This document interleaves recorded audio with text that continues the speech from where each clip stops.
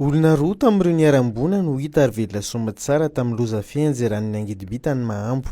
Anisan'ireo olona roa ireo ny général Serge Gelé, sekretera mpanjakana medidin'ny gendarmerie, nanambarany ny général Serge Gelé tamin'ny fotoana nandraisana antananasy fandrifotra ny fofofo no antony nahatonga ny Angidimby nitondra azy ireo niaran-doza. Mpanjony monina amin'ny faritry Mahambo iny nivoaka nanjony maraina no nahitany général teny ambony ranomasina ka nitondra azy tamin'ny lakana niakatra an-tanety.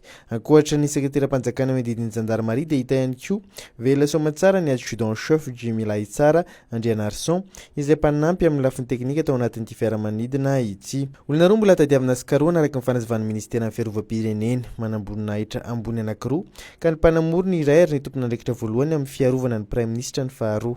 Nanazava ny ministera ny fiarovam-pirenena fa efa nisy vatana mangatsiaka iray hita saingy mbola tsy ho fantatra eto hoe iza io faty hita io.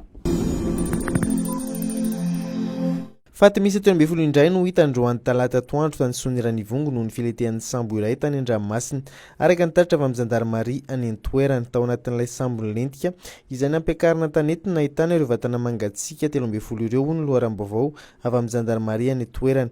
Miakatra eny amin'ny 3 araka izany ny faty efa hita satria 20 no voalazan'ny gendarmerie fa efa tafakatra tanety ny maraina teo.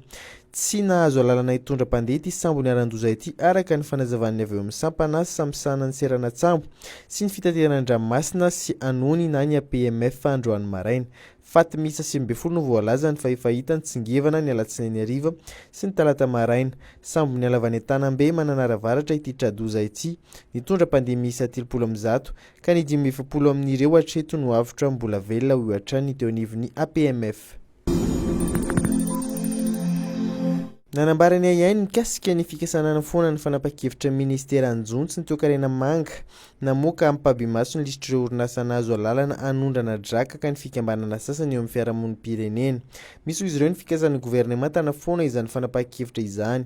Nanazava izy ireo fa mety ampiverina indray ny fanagezan'ny orinasa vitsy ny tsenan-drakaka izany fanapa-kevitra izany ary tsy hanome alalana ho an'ireo orinasa malagasy hitrandraka izany drakaka izany. Rehefa nanontaniana ny ministera anjono sy ny toekarena manga dia nanambara izy fa miandry ny fanapa-kevitra avy amin'ny filakevitry ny ministra aloha hatreto. Ny teo anivon'ny fiarahamonim-pirenena kosa dia nilaza fa manohana ny ministra Misana Anjono ary manantena fa hotazon'ny gouvernement ny famoahana ny listr'ireo orinasa nahazo alalana anondrana drakaka satria efa ezaka lehibe izay nitoto sain'ny ministera Anjono izany.